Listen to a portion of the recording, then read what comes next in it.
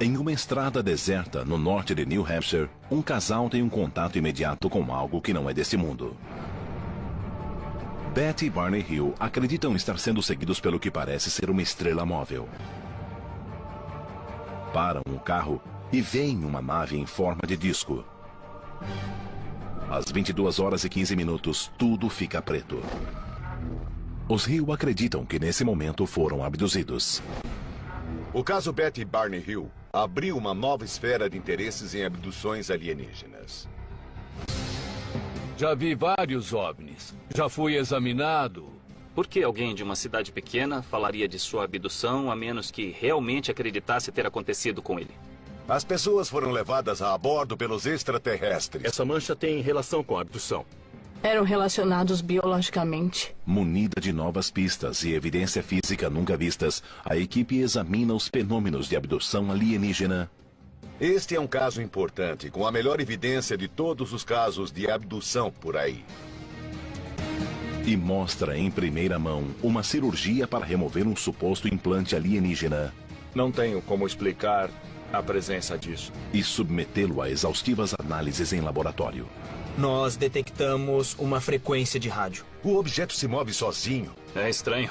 Abduções alienígenas, um fenômeno psicológico. Ele gostaria de acreditar que foi abduzido, mas tudo pode ser um incrível embuste. Ou realidade. Os céticos não sabem do que estão falando. A equipe da revista UFO abre o caso número 61203. Abduções.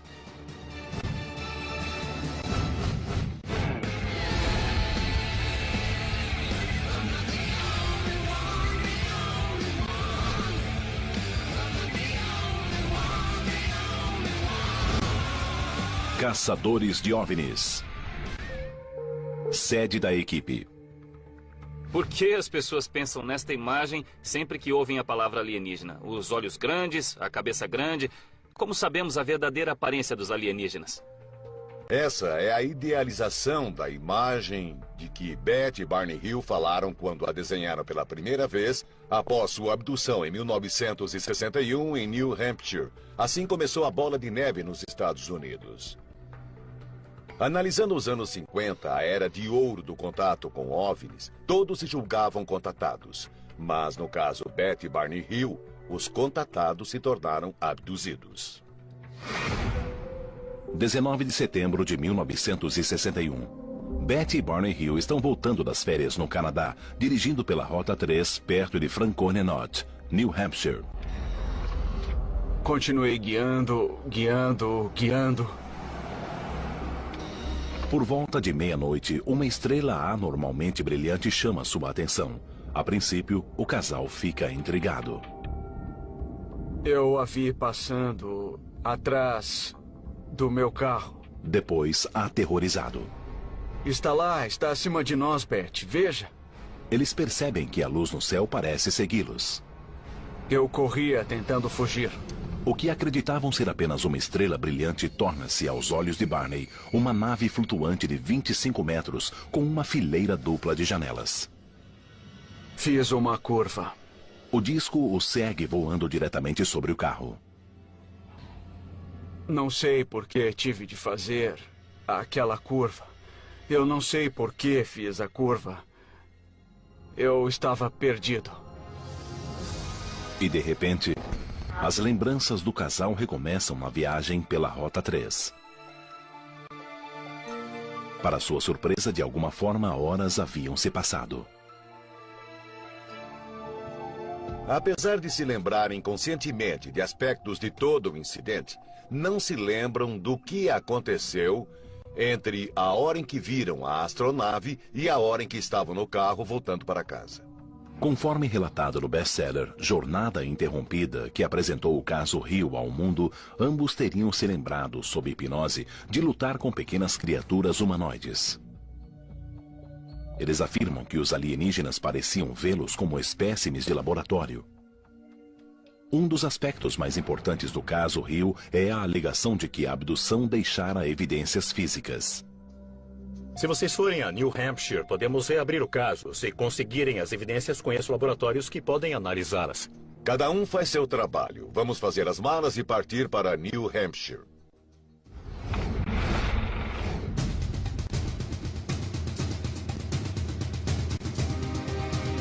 A equipe está no norte de New Hampshire para traçar a rota seguida pelos Hill naquela noite.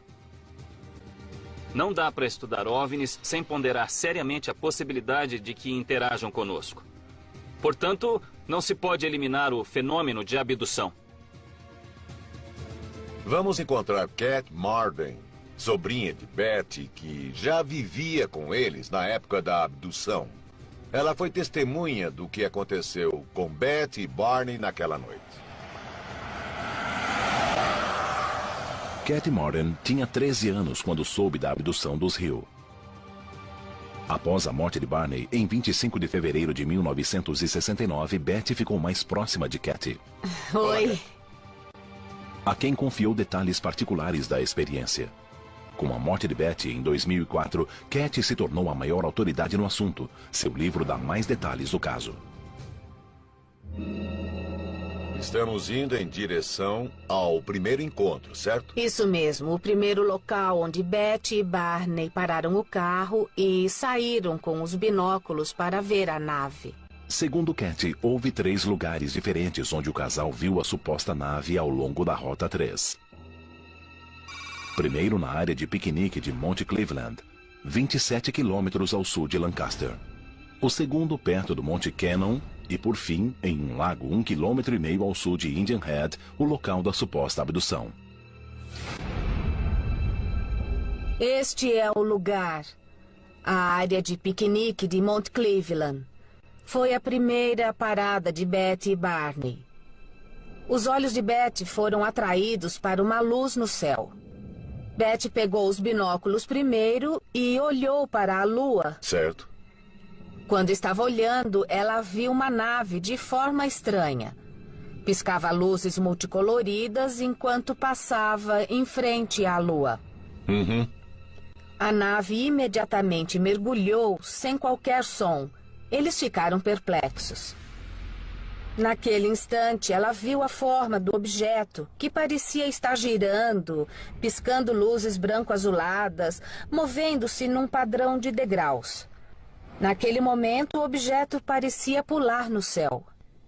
Da primeira vez, a nave se moveu para noroeste, na direção de Vermont, quando passou sobre a linha teleférica do Monte Cannon. Barney voltou a dirigir correndo para a segurança da cidade mais próxima, mas a nave continuou a seguir o carro. A nave se virou mais adiante, parou e desceu a cerca de 30 metros do carro, fazendo Barney pará-lo no meio da estrada. Ele olhou para a nave. Havia cerca de 8 a 11 figuras na janela olhando para Barney. Ele quis sair dali bem rápido. Eu me apressei em fugir. Continuei guiando e fiz uma curva. Barney virou à esquerda numa estrada de terra. Mas havia de 6 a 8 homens na estrada. O casal ficou confuso. O que eles faziam na estrada? Eles não tinham ideia, e só quando o grupo se dividiu em 2, se aproximando do carro, eles perceberam que não eram humanos. Foi quando a situação mudou drasticamente. Os homens abriram a porta e tiraram Betty do carro. Arrastaram Barney para o bosque onde a nave esperava. O suposto local de abdução dos Hill era apenas campo e floresta em 1961. Esse foi o momento em que parecem ter passado de viajantes assustados em uma estrada escura a pessoas abduzidas por criaturas de outro planeta. Foram trazidos da estrada para cá? Isso mesmo. E levados a bordo da nave aqui. Sob hipnose, ambos revelaram ter subido uma rampa. Betty começou a lutar com os homens e seu vestido se rasgou. Ela foi levada a bordo da nave e Barney foi levado a uma sala adiante. Nesse ponto foram submetidos a vários experimentos médicos. Experimentos médicos e remoção de amostras de seus corpos. Segundo seu relato, quando Betty perguntou à entidade alienígena de onde vinham, eles mostraram um mapa tridimensional de estrelas ligadas por várias linhas.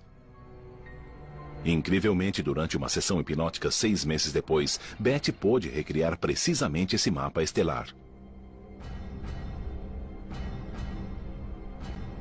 Terminados os experimentos, os Hill teriam sido levados de volta ao carro. Barney foi levado por uma trilha até o carro. Betty foi escoltada pelo líder até o veículo e observou a nave partir. Eu não imaginava de quanto eles se lembravam sem a ajuda de psiquiatras, regressão ou hipnose. Nas primeiras horas da manhã após o incidente, em 20 de setembro de 1961, os Hill voltaram para casa. Sabiam que algo havia acontecido, mas havia um lapso de 2 horas. Mais tarde, naquele dia, Betty notou algo estranho no vestido que usara na noite anterior. Um pó cor-de-rosa desconhecido cobria o vestido. Mesmo sem se lembrar da abdução, nem de qualquer contato com o pó rosado, algo a compeliu a pendurar o vestido no armário sem lavá-lo. Ninguém se deu ao trabalho de examinar nenhuma das evidências em 1961.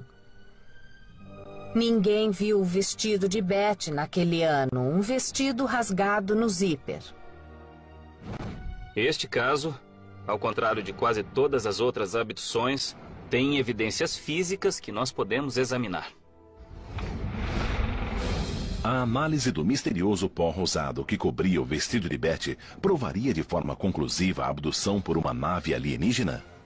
Este é um caso importante, com a melhor evidência de todos os casos de abdução por aí. A equipe analisa uma amostra de 10 por 5 centímetros do vestido para rastrear os restos do pó rosado. Os céticos não sabem do que estão falando. A abdução dos Hill entrou na cultura popular através do livro Jornada Interrompida, de 1966. O livro se tornou best-seller quando a revista Look fez uma série sobre a história em suas edições de 4 e 18 de outubro daquele ano. Ele olhou para baixo, de forma impessoal. Senti-me como um inseto esperando para ser apanhado, como se fosse um tipo de espécime. Foi uma sensação assustadora. Em 1975, o livro deu origem ao filme para televisão O Incidente UFO com James Earl Jones. Está chegando perto. Não está. Não está chegando perto. Ele está lá em cima. Betty, quer que eu acredite em quê? Quais são os critérios para a abdução alienígena? Segundo as pessoas que estudam isso, o abduzido deve ser levado contra sua vontade. Depois, os alienígenas devem transportar o abduzido a algum lugar, geralmente a uma nave-mãe. Finalmente, a pessoa é devolvida a algum lugar e sente que há um lapso de tempo, como Betty Barney Hill. Bom, para mim o problema é que várias pessoas dizem que foram abduzidas. E a mídia publica essas coisas, o que propaga o mito da aparência de homenzinhos verdes e dos discos voadores. E, além disso, as pessoas leem isso e têm as próprias experiências e tendem a adaptá-las a isso.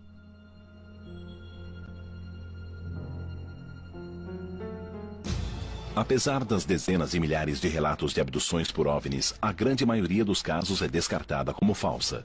Mas o caso de Betty Barney Hill continua um mistério até hoje. Segundo a equipe, há algo muito diferente nesse caso. As evidências físicas deixadas. Havia pontos extremamente brilhantes na carroceria do carro. Havia grandes pontos brilhantes na carroceria do carro. Do tamanho de uma moeda de $1. Felizmente, tínhamos um vizinho que era físico e recomendou que Betty andasse com uma bússola em volta do carro para ver como a agulha iria reagir. É só levar a bússola para perto do carro e a agulha fica girando, girando e girando. Se puséssemos a bússola em qualquer lugar que não ali, a agulha parava. A Betty Hill contou que houve um certo atrito físico durante o episódio. Que, quando se pergunta como está o vestido... Bom, ele está fisicamente danificado. O zíper está rasgado, parte do tecido está descolado e há contaminantes nele, manchas por toda parte. Se os extraterrestres deixaram algo no tecido, isso ainda apareceria? Isso já faz 40 anos, então com certeza haverá uma certa deterioração ou decomposição de qualquer amostra que esteja por lá. A substância envolvida é um tipo de pó rosado no vestido que a Beth estava usando. O que é que poderia ser? Será que uma substância secretada pelo alienígena ou alguma coisa que estava na nave onde a Beth encostou? Pode ser proteínas ou até enzimas. Como saberia se é algo extraterrestre? Procurando anomalias. A sobrinha de Beth Hill concordou em dar 2 amostras do vestido para a equipe testar. Uma amostra de controle e uma contaminada. O Dr. Ted Actworth traz o vestido para Phyllis Buttinger, uma analista química altamente respeitada com décadas de experiência na British Petroleum. Ela analisa o vestido em busca de traços do misterioso pó e de outras anomalias no tecido. O que nós temos aqui? Esse aqui é um pedaço da manga esquerda do vestido de Beth. Esse é o controle que mantém a cor original do vestido. A hipótese é de que a mancha tem alguma coisa a ver com o evento da abdução? Sim. O material do vestido foi manchado. Há muito pouco deste material na amostra de controle. Isto me diz que o que houver aí veio de uma fonte externa e absolutamente não veio de Beth. Então pode existir um material residual ou... É, pode ser. Primeiro ela examinou sob um microscópio para poder ter uma visão aumentada. Você verá que, comparado ao controle, a amostra manchada tem uma trama menos ordenada e há mais espaço entre as fibras. Pois é o que eu estou vendo. Estou vendo que o maior espaço está entre as fibras da amostra contaminada. Se olhar com atenção, foi perturbada. Pela análise microscópica, Phyllis detectou áreas incomuns de distensão e perturbação no tecido do vestido de Beth. O tecido está mecanicamente deslocado em comparação à amostra de controle. Tudo que eu vejo é consistente com a explicação de uma luta física entre a usuária do vestido e uma outra pessoa. Isso poderia ser uma prova da alegação de Beth Hill de que lutou com os supostos abdutores na tentativa de fugir? Vamos passar agora para a análise espectroscópica. Parece muito interessante também. O infravermelho é uma técnica muito poderosa. É usado para identificar a estrutura molecular. O espectro infravermelho de cada molécula é único. Na análise espectrográfica, um raio de luz infravermelha passa por cada molécula e produz um comprimento de onda único que age como uma impressão digital química.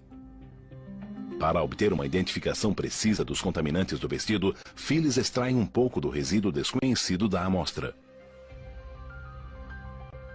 Esses são os resultados. O que isso faz é realçar as faixas. Parece que há pelo menos 2 tipos de contaminantes no tecido. Um material que tem proteína na base e outro que é um material gorduroso.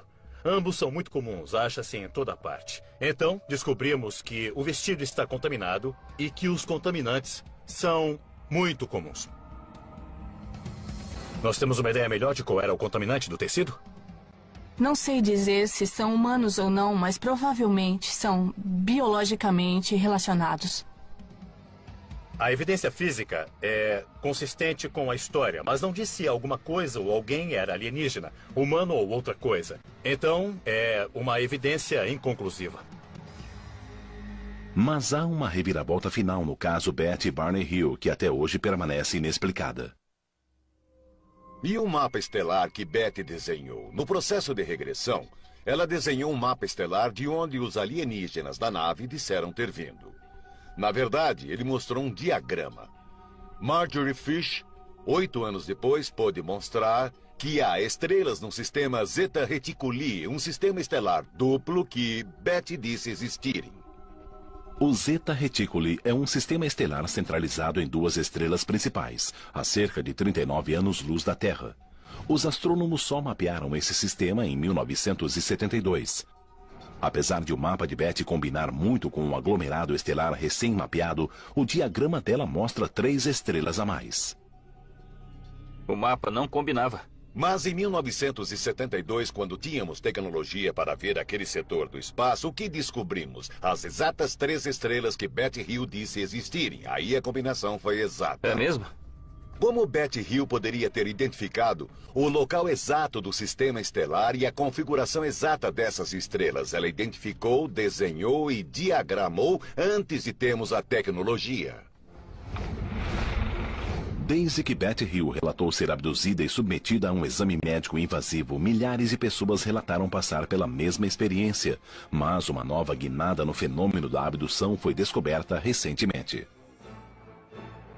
Abduzidos do mundo todo começaram a descobrir aparelhos alienígenas implantados no corpo. Este pode ser o vídeo real de um implante alienígena dentro de um corpo humano. O objeto se move sozinho? É estranho. Muito. Procedimentos médicos perturbadores e invasivos sempre foram associados aos relatos de abdução alienígena. Mas, recentemente, dezenas de abduzidos contaram algo mais. Eles disseram aos pesquisadores de OVNIs que suas lembranças de abdução foram seguidas da descoberta de objetos desconhecidos implantados em seus corpos. A equipe entrevista Tim Cullen, de Yuma, no Colorado. O Colorado é local de grande atividade de OVNIs, segundo os pesquisadores. Em 27 de agosto de 1995, 21 testemunhas em 13 lugares no centro do estado dizem ter visto um objeto enorme em forma de charuto fazendo manobras incríveis. Os avistamentos continuaram durante 48 horas e constituem uma das mais importantes visões coletivas da história americana recente. Uma testemunha filmou o objeto. Vamos entrar. Obrigado. Tim teve várias visões de OVNIs e descobriu um objeto estranho implantado em seu corpo. Começou em maio de 1978. Estava indo para casa, vindo de Denver com minha esposa. Íamos pela rodovia 59 e um OVNI desceu na nossa frente. Tinha uns 30 metros de comprimento, 6 de largura e 3 de altura. Tim viu o objeto na rodovia 59 a 19 quilômetros de Yuma. A nave se moveu para este pasto, pousou mais ou menos aqui, nesta área. De repente, duas luzes se acenderam, uma bem acima da outra, bem próximas. Parece que ficamos ali 4 ou 5 minutos. Aí eu disse para minha esposa que era melhor a gente ir para a cidade.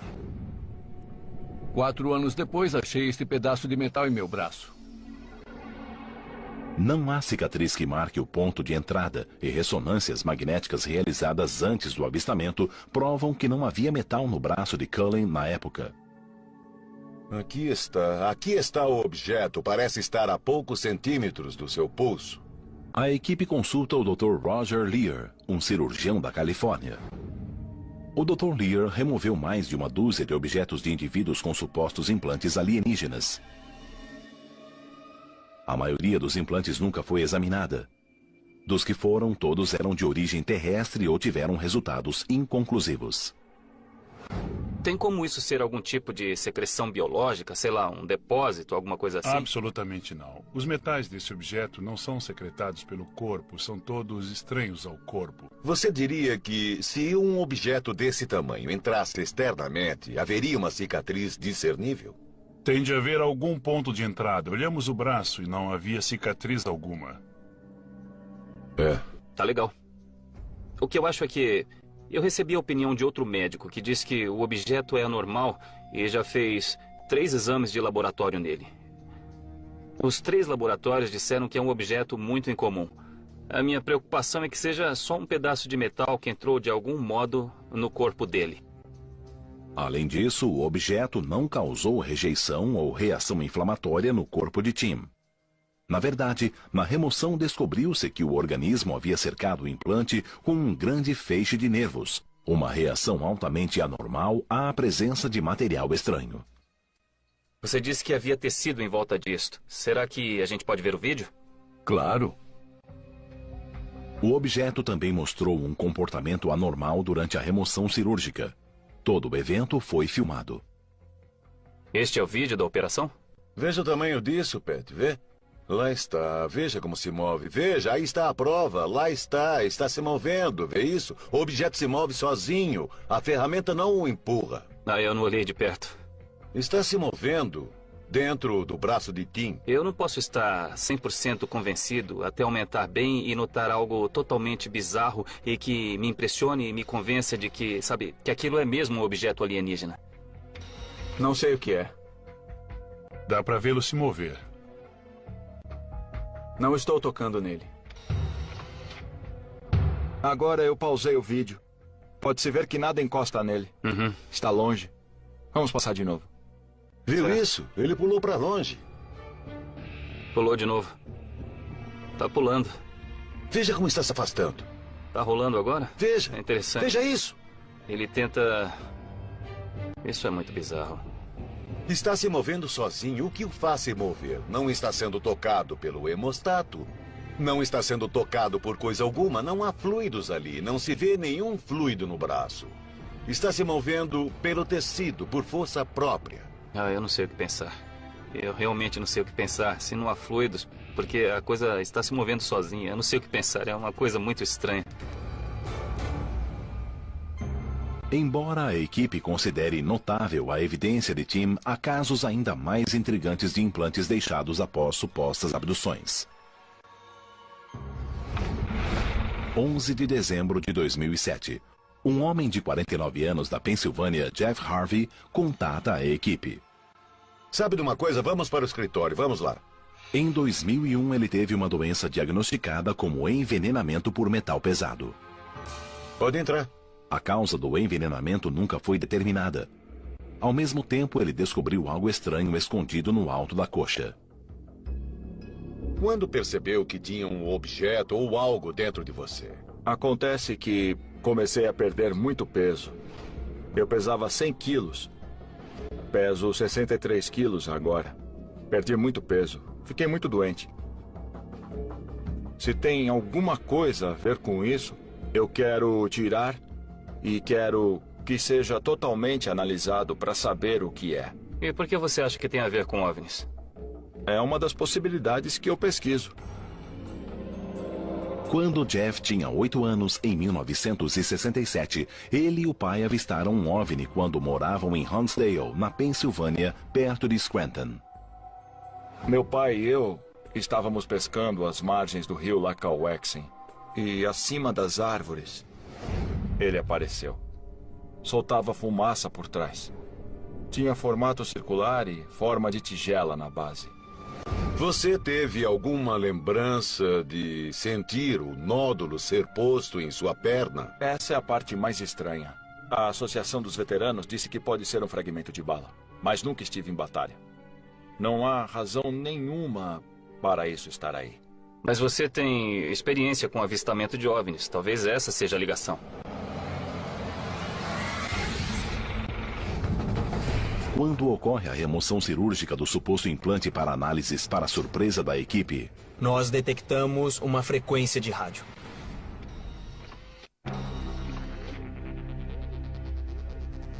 A equipe leva Jeff ao consultório do Dr. Lear em Thousand Oaks, na Califórnia, para exames pré-cirúrgicos do suposto implante alienígena. Vamos procurar radioatividade, campos eletromagnéticos e coisas desse tipo. Vamos entrando. Vamos lá. Jeff Harvey notou um objeto magnético em sua perna há 4 anos. Quando notei, eu quis muito saber o que era aquilo. Falei com médicos na Associação dos Veteranos. Disseram, é um cisto sebáceo, não se preocupe, não é nada. Por algum motivo, um dia eu pensei, e se for de metal? Aí pus um ímã sobre ele e ele pulou para cima. Pensei, bom, não é cisto sebáceo, é magnético. Jeff, entre! Só após a remoção cirúrgica, a equipe poderá determinar cientificamente que objeto é e qual a sua origem. Este é o osso principal. E aqui está o objeto. O objeto parece ser uma pequena bala pouco maior que um cartucho de festim, enterrada a 3 ou 4 milímetros da pele do alto da coxa direita de Jeff.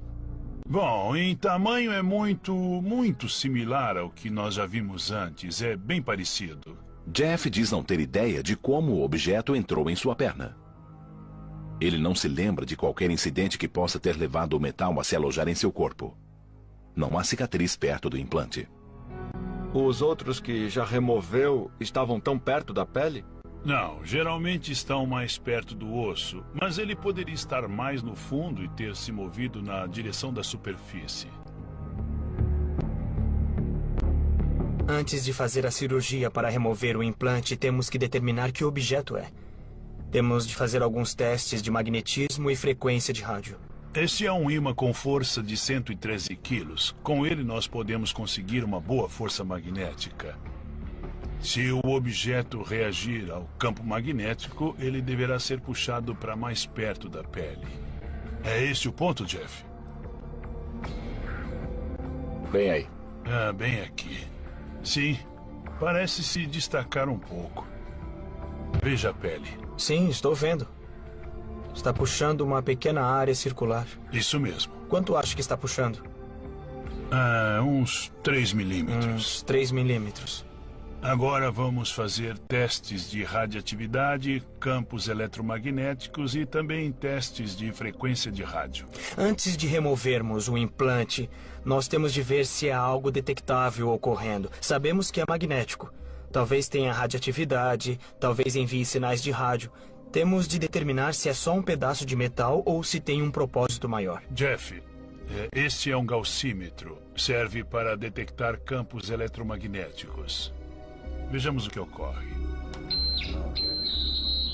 Esse ruído é de um campo magnético muito forte. Está marcando 10 miligauss. É extremamente forte. É muito incomum um pequeno pedaço de metal emitir um sinal tão forte, a menos que esteja ligado a uma fonte de energia. Eu estou mais curioso agora que você fez a leitura da emissão. O próximo instrumento a ser usado é um detector de radiofrequência. Temos 2 faixas para verificar. Uma é dos gigahertz e a outra é dos megahertz. O Dr. Lear varre uma ampla faixa de radiofrequências possíveis, do início da faixa dos megahertz até o topo da faixa dos gigahertz. Megahertz é o comprimento de onda usado pela televisão e estações de rádio FM. Gigahertz é muito mais alto, usado por fornos de micro-ondas e telefones celulares, entre outros aparelhos.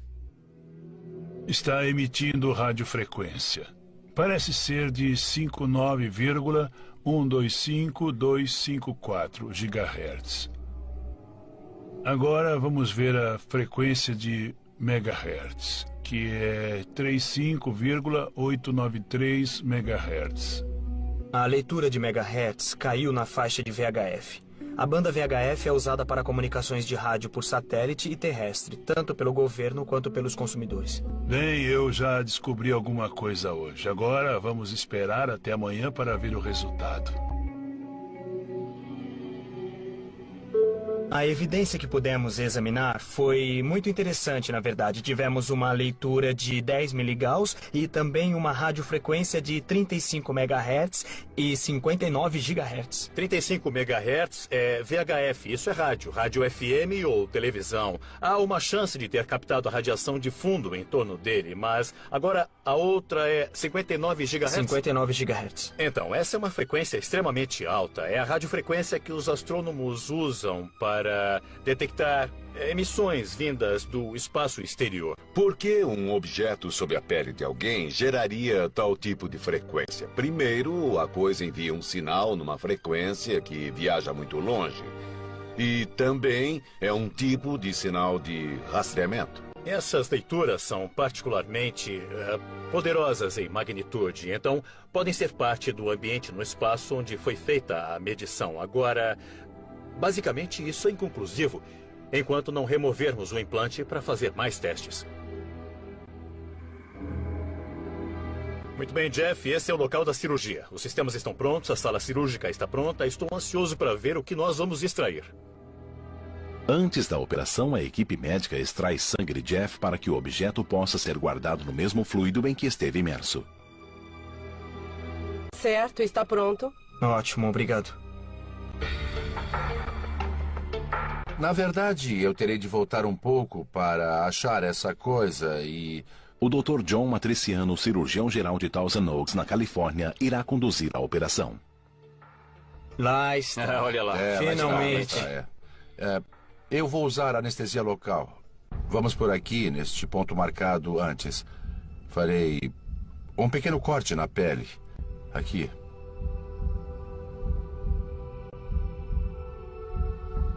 Eu não consigo senti-lo. Vou confiar no raio-x.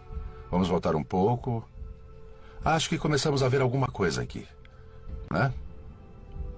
Parece haver um ponto preto aí. Eu vou me certificar que estamos no mesmo ponto. Parece que pegou. Pegá-lo se puder. Parece que achamos. Está pegando com força? Tente não danificar, hein? Está escorregando. Eu peguei, tá vendo? Sim, é sólido, com certeza. O Dr. Matriciano fica surpreso de ver que o tecido de Jeff havia aderido ao objeto. Parece que o objeto foi encapsulado em material orgânico que foi anexado ao corpo do Jeff. Foi preciso puxar um pouco para poder retirar. Aí está. Peguei. Segura um instante. Aqui está. O tamanho do objeto foi surpreendente. Ele parecia mais chato e redondo. Fiquei mesmo surpreso que algo desse tamanho gerasse um sinal para fora do meu corpo. Já está no soro. Misture.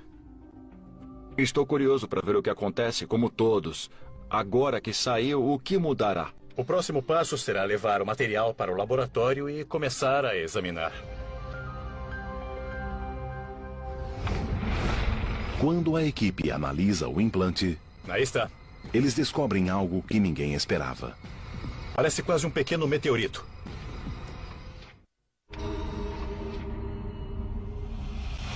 Obrigado, Roger. Após remover com sucesso um suposto implante alienígena da perna de Jeff Harvey, a equipe realiza testes para determinar se ele ainda emite radiofrequências incomuns como antes. Me fale um pouco sobre o teste de radiofrequência. A radiofrequência foi simplesmente cancelada. Ela parou. O implante não está mais emitindo sinais. Eu não sei dizer se ele foi desligado ou então controlado para não funcionar mais, mas as frequências deste tipo de objeto implicam que há muito mais nele do que é possível ver. Oi, Richard. Trouxe a amostra de que falamos? Você mostra pra gente o microscópio óptico? Claro. O próximo passo é analisar o objeto em si.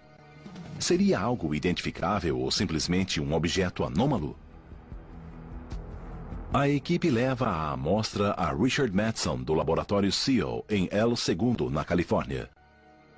Com 36 anos de experiência, esse é um dos principais laboratórios independentes dos Estados Unidos. Para fazer uma abordagem científica, temos de ver realmente o que é isto, submetê-lo a testes metalúrgicos e biológicos e observar atentamente para ver se temos alguma coisa.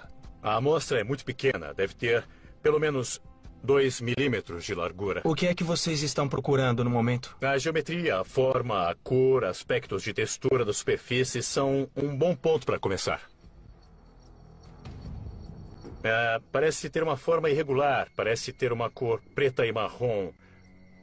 Parece até ser um pequeno meteorito. Há linhas de fratura ou... Não? Não parece ter sido feito pelo homem ou fabricado. Sob o microscópio óptico, que amplia 40 vezes, nós temos uma ideia melhor de como ele é.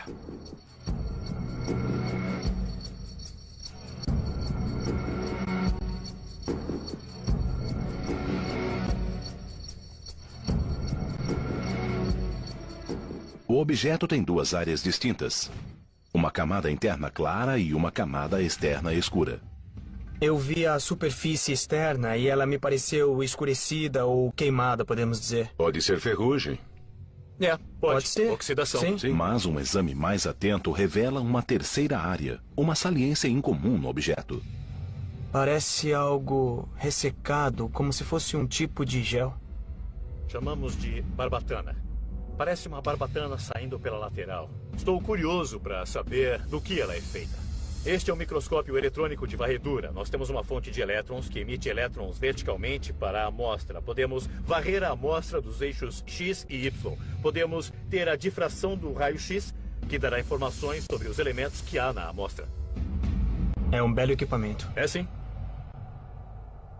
Aí está. Podemos tirar um raio-X do material desta barbatana? Claro. Nós vemos aqui que não é um material que se projeta da amostra. Na verdade, é alguma coisa que está presa a ela. O espectro é de material orgânico. Então, por algum motivo, temos um pedaço do corpo humano que se prendeu à superfície exterior da amostra. Isso é muito interessante porque o corpo humano tem dois tipos de reação a um objeto estranho. No caso mais extremo, ele seria envolvido em pus e transportado para fora. No segundo caso, seria envolvido e ocorreria uma pequena reação inflamatória. Mas aqui, parece que algum material no corpo humano realmente se prendeu à amostra, o que não me parece nenhum dos casos que o Dr. Lair tenha descrito. Geralmente ele seria rejeitado pelo corpo, mas isso não aconteceu. Ele se prendeu. Muito interessante. Para você, parece que está preso a essa amostra de forma incomum? Para mim, não. A equipe continua a analisar o objeto em busca de anomalias. Dá para ter uma boa ideia de quais são os elementos nessa borda. Vejo ferro, oxigênio e tem carbono? Enxofre. Como pode ver, o pico mais alto é carbono. O carbono e o oxigênio que nós achamos que fossem os contaminantes. Todos eles poderiam ser encontrados em fluidos corporais, por exemplo. Mas se tirarmos isso, ainda terá sobrado o ferro. O ferro. Ele parece ser feito de ferro. Agora estamos vendo uma terceira área da amostra, não é isso? Certo. Onde achamos ter coloração preta. E aí estão os picos. Uau. O resultado é semelhante. O fósforo, há muito mais fósforo nesta área. Por enquanto eu não encontrei nada que seja incomum demais. Basicamente, nós temos uma peça pequena de 1 a 2 milímetros de diâmetro que é feita de ferro. Na verdade, é fisicamente possível que um objeto estranho migre dentro do corpo e surja em pontos distantes de onde entrou, às vezes anos depois. Meu trabalho como cientista é olhar para esses dados e ver se não há algo em comum. E, neste caso, ainda não há algo que nos surpreenda. Meu trabalho é estragar a festa deles. Eu lamento muito, mas tenho que fazer isso de novo. Ted acredita que o implante seja uma pelota de ferro e que seu surgimento seja uma ocorrência natural. Poderíamos debater este caso a noite toda ou até para sempre, se quiséssemos. Mas o fato é que houve um evento traumático na vida dele. No laboratório, nós fizemos exames e descobrimos que, ao menos um teste foi muito estranho. Estão vendo ali? Havia tecido humano, proteína crescendo de dentro de uma fratura do objeto. Eu estava muito animado por ter a oportunidade de remover cirurgicamente o que pensávamos ser um tipo de objeto estranho ou um implante alienígena. E, pelo que eu posso dizer agora, após os testes científicos com ele, parece ser apenas um fragmento de ferro oxidado. E o tecido crescendo a partir do metal? Não temos essa tecnologia na Terra. Digo que está além de nossa tecnologia e que possivelmente é alienígena. Pegamos nossa tecnologia e aplicamos à ufologia. Raramente isso é feito neste campo. Um cético sempre dirá que não provamos a existência dos OVNIs, como se tivéssemos de exibir um OVNI sobre a mesa para ser verdade. Por outro lado, o ufólogo dirá que não se refutou o OVNI. Mostre-me algo que diga que isso é outra coisa e não um OVNI. Sabe de uma coisa? Não achamos nada que negue uma presença extraterrestre nos afetando no planeta Terra, interferindo em nossa vida ou viajando pelo espaço. O que começou em uma estrada deserta em New Hampshire em 1961 com um casal supostamente perseguido e abduzido por alienígenas continua até hoje. Centenas de novas histórias de abdução alienígena são relatadas todos os anos, mas a descrição completa do que acontece durante as abduções pode jamais ser conhecida. Estamos mesmo sendo observados por seres de outro mundo? É possível que outros seres deixem evidências de sua visita a nosso planeta? Ou as histórias perturbadoras não vêm da escuridão do espaço, mas dos cantos obscuros de nossa própria imaginação?